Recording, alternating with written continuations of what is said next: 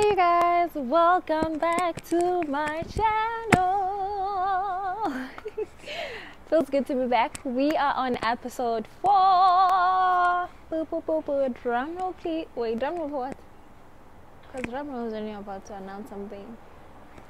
Anyway, we are on episode 4 of #Girl Bye, and today's episode is about friendships. And today I'm doing something I've never done before. I have my diary with me here, right? I note a few things. I note down a few things about friendships, and then something in me was like, nope, speak from the heart. Speak from your heart. Let's hear what Neo, the current Neo, thinks, what she thinks about friendships. Not just by writing, but what comes to my head. So, I'm gonna speak from the heart, or from the soul, So, that's what's happening today. And of course, as tradition, we have our champangwengwe.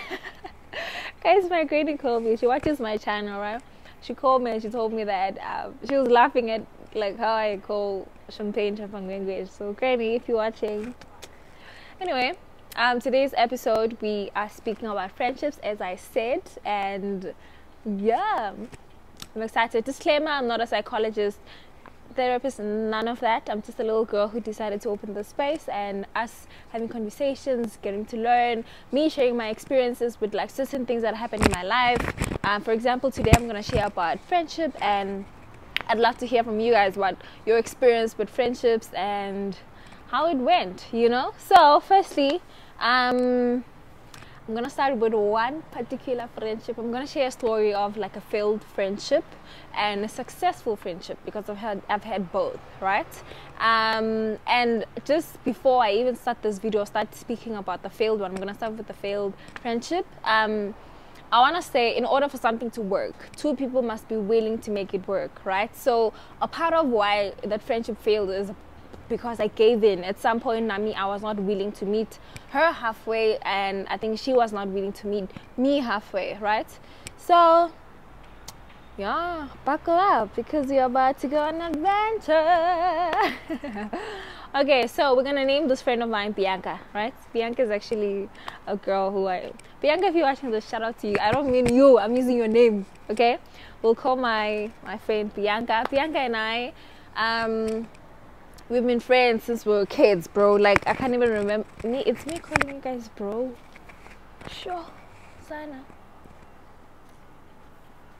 We've been friends since we were young. I met her through a friend. And then her and I we became closer. And that's just that, And then got to a point where we grew up. And I realized how the reason why I ended the friendship, maybe let me start with the end and then come back, and I'm probably going to remember some of the events that happened in the friendship that led to a failed friendship, right? And guys, before I even start speaking about this, when we're going to start talking about how failed friendships are, that friend heartbreak, what is it called? Friendship heartbreak. I feel like they're worse than romantic heartbreaks. Friendship breakups, bro, it's friendship breakup, yes. They're worse than romantic. I don't know why. Is it because maybe this is not someone who, you see yourself separating from? Because with partners, there's that idea that at some point we might. It's possible. With friendships, personally, I don't go into a friendship and the first thing I think about is, we'll probably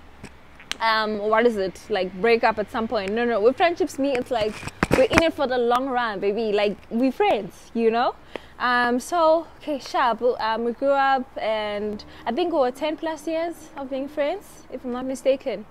Yeah, we've been friends for a long time, right? The reason why I ended the friendship is because I realized how she was my therapist, right? And I'll explain what I mean when I'm saying she was my therapist. I mean in the sense of it was always me coming to her and telling her about my problems. And it's not that I don't want to listen to her, because I wanted to. I feel like maybe if I would have preferred it the other way if maybe I was her therapist. I think that way was going to be better for me. Therapist friendships are when it's like one-sided friendship. You always go to the friend because you always want to vent. Like, they're always listening to your stories, but you don't listen to their stories. Basically, you don't know about them, but they're always coming to you. That's what I call therapy friendships, you know. That person's your therapist, is not a friend, because why are they always listening to your stories? So with her, she was my therapist, and I realized how it was so hard now for me to trust her, number one, and to actually even share my experiences, because number one, she was so closed off to a point where people thought I knew certain things about her that I had no idea. The same way she was shutting out everyone, she was still shutting me out. The only difference between me and the other people is the fact that I was with her physically, you know, but emotionally she had switched off. And it got to a point where I started seeing her real friends, and I had to let go of our friendship because I realized that actually we're not friends. I don't know why exactly am I to her, but we're not friends. And I could see when she's happy, like, maybe it's a bit of jealousy, you know, but Tologuti, we together, and then she would call her actual friends. Mind you, we've been together for years. She would call her actual friends, and I could hear Uguti, oh, here are her friends, actually. Like, the conversations that they're having, it's like an exchange. It's like a conversation. It's a dialogue. It's not a monologue, you know? And that's when I got to see how she was open with them, how she trusted them, how they were her friends. And was I hurt? Yes. Oh, I was hurt, because I think more than anything, I wanted to understand, Uguti, what is it that I did that is making it hard for her to open up to me, to speak to me, to actually allow me to be a friend, and not just me being her therapist, you know. Maybe at some point I was the one who was always yappy, but I would ask her certain things and either get a lie or nothing at all, or dismissal, you know. I'd ask her about something, she's either gonna lie, and then I'll hear from other people, family members, actually, her family members, and they're telling me, Guti, oh no, she's like this, and I'm like, why is she lying to me, you know? And it hurt me, I don't want to lie, because number one, I loved her. Like, actually, I still love her. As much as we're not friends, I still love her. I wish her the best. I don't know what's happening in her life, but I still love her, man, you know. And I wish, because in my head, I felt like that friendship was going to be one of those friendships where we grow up, Sibangani, we go to varsity together, we become moms together, we become wives together, we do everything together. At some point, I wanted us to get matching tattoos, actually. We were about to. And I was willing. I don't like this thing of matching tattoos, but I was willing because that's how much I loved her, and I wanted to have her for the rest of my life, you know, which is why when I went through that friendship breakup, yeah, you'll never see me crying for a man like hee, but for her, I went through it. So we grew up, met a family, but it got worse when now certain things would happen, and I saw how now my life is in danger. Remember, she's my therapist, meaning I go to her and share my experiences, my stories, sometimes my secrets, right? And it got to a point where now I tell her something in private, and then and she would listen, man. You know, she's a good listener. I think she's really a good listener, because she used to listen to my stories, and me, I don't talk a lot about my problems, but when I find that comfortable person and safe space for me to pour, that's where you see the real Nell. That's when I now show my emotions and me being vulnerable, you know. I had to say it very careful, because young child come. So she knows me. She knows me. I trust her. I love her. In my head, as much as I could see the signs that this is not a friendship, but I held on to we've been together since we were kids, which is why I just overlooked all the red flags, you know. And it got to a point where now I tell her things in private. Say, for example, a guy that I've been with, you know, I tell her, you know how we are, we always speak about relationships with our friends. And I tell her, and then until when we are gathered together, like even when that guy is present, she would now start dishing out my things, dishing out. And then, you know, because, oh my gosh, because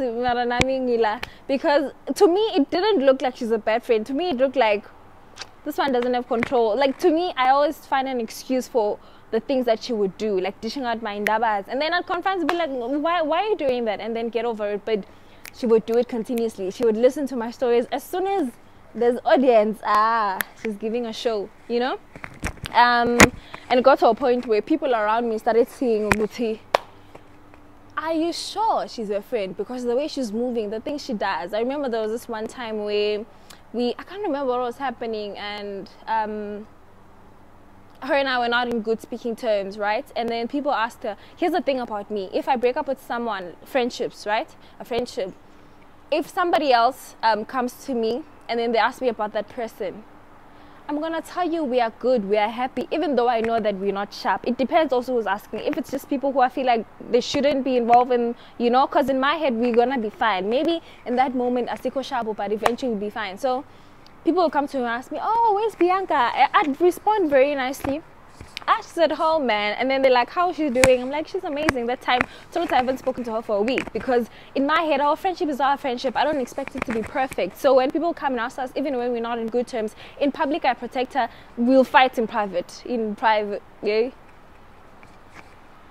Yeah. So this one time, there was this other guy from back home, right? So we'll call him Calvin, right? I have a friend whose name is Calvin, actually.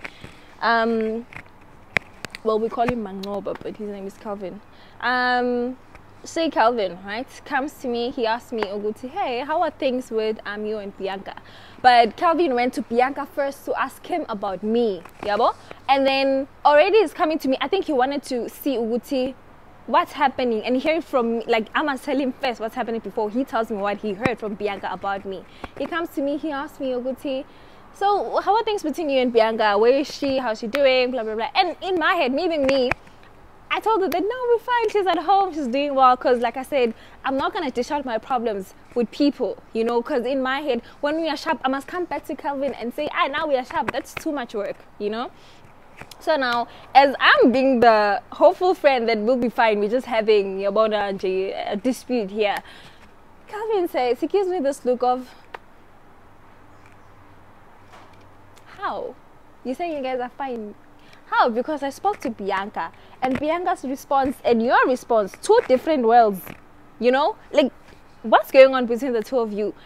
I don't know if I was embarrassed or I was what, but in my head I was like, and the things she said about me also, they were really hurtful, because I was like, Aibo, I know we're not on good speaking terms, but did you have to say that about me to him also, you know? Because we're friends, man. Friends fight, you know?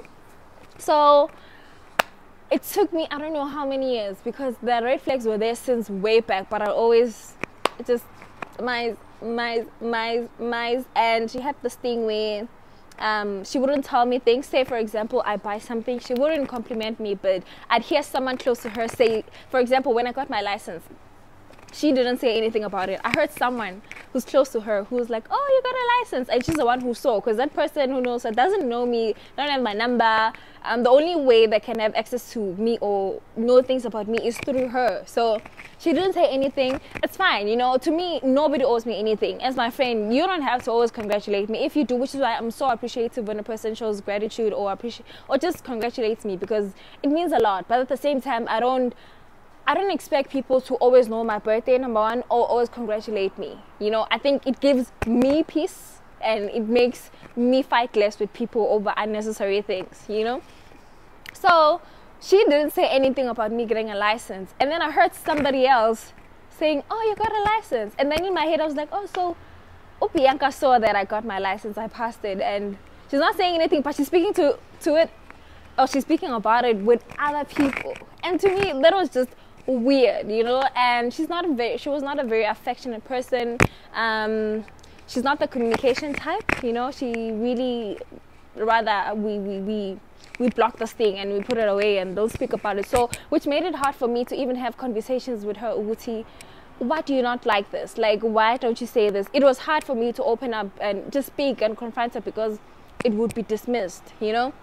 And I got to a point where I think the friendship started draining me, because I was useful for certain things in her life, but the friendship part of it I saw, and I realized, Uguti, yeah, no, we are not friends. And that was painful, because we've been together for years. And Sana, I just saw her and I being married together, bro. Like, staying at some point, I wanted to move to Gauteng. She's from back home, of course.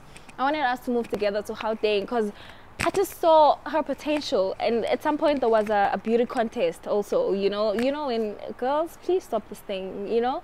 Everyone can be beautiful in their own space and field. So hello, We don't have to compete. If you're beautiful, I appreciate for you for your beauty, but don't make it a competition, because at some point I wanted people to stop complimenting me in front of her. Because if a person would come to me and say like, oh, you look pretty, it would some way, I don't know if maybe it made her feel like she's not pretty enough or she's not getting recognized, but she'd be like, oh, later on she's like, oh yeah, but I'm pretty, I'm prettier. And I was like,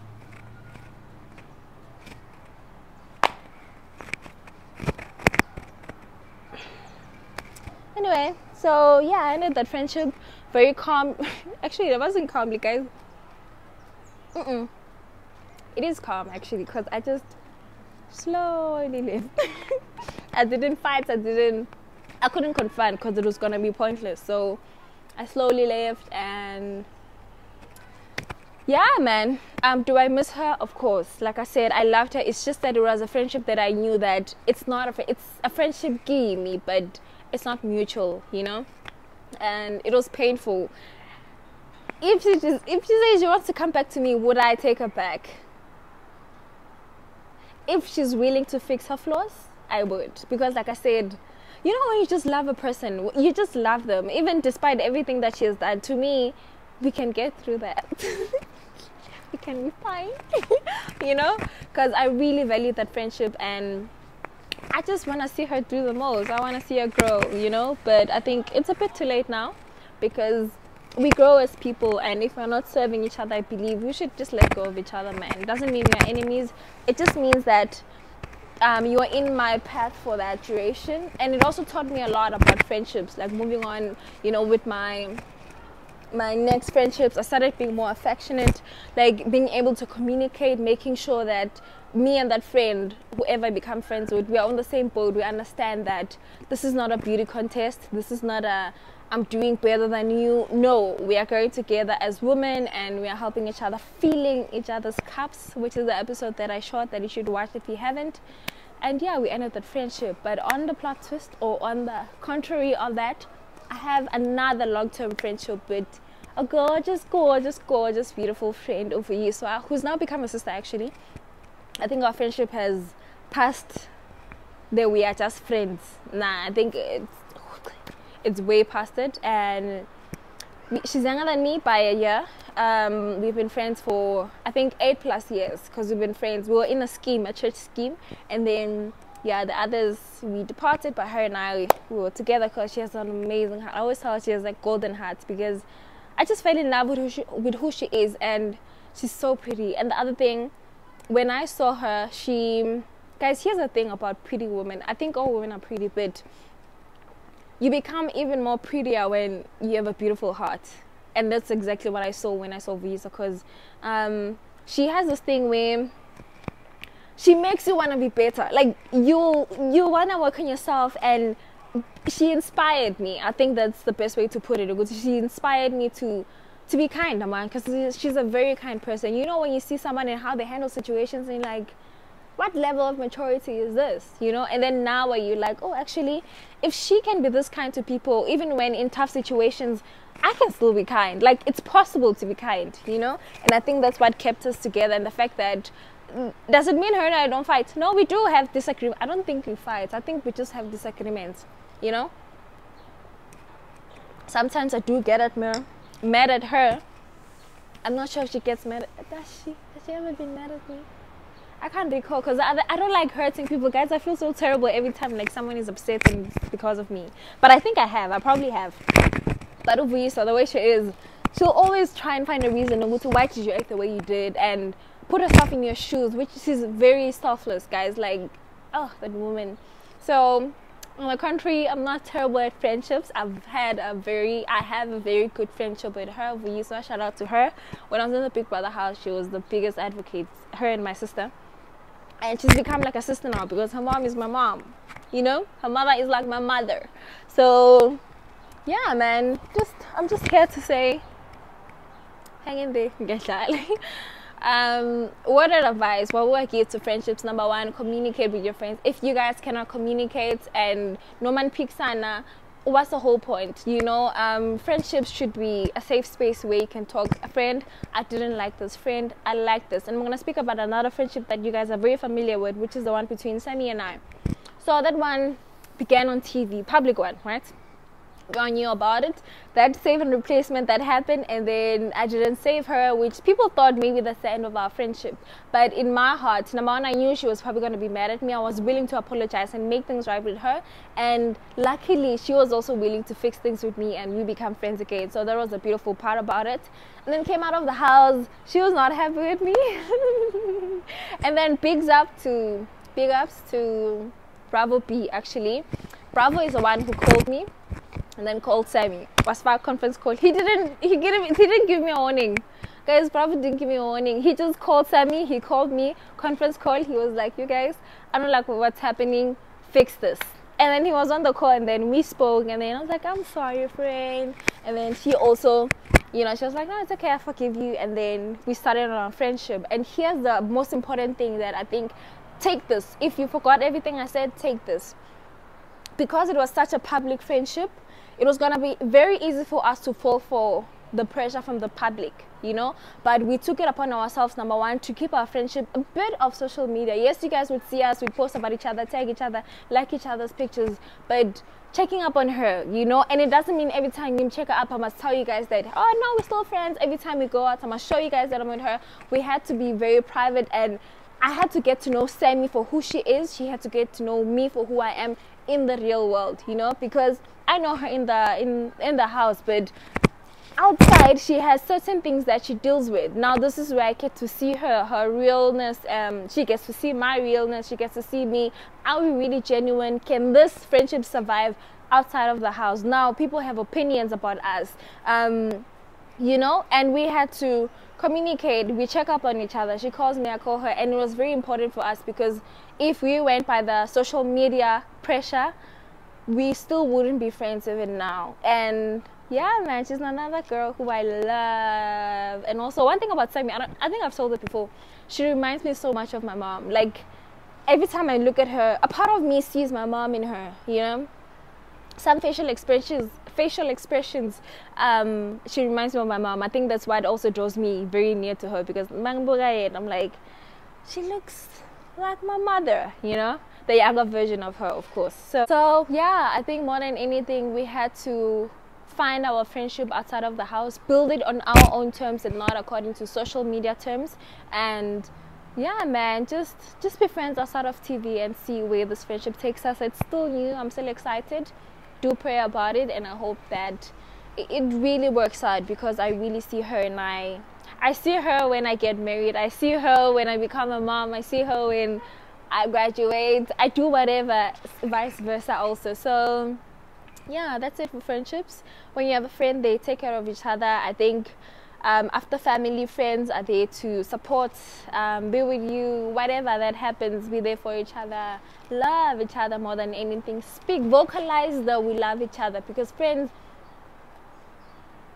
understand that your friendship is a friendship, and it's between you guys. When you guys fight, not everyone has to know that you guys are fighting. You don't have to go to your other friends and tell them how you are fighting with this other friend, because it's just gonna create a lot of, you know, unnecessary fights and hatred and guningi. But otherwise, that's it. Shout out to my friends, amazing friends, the ones who I didn't speak about in this video. Love you. Thank you for the support. And yeah, that's that.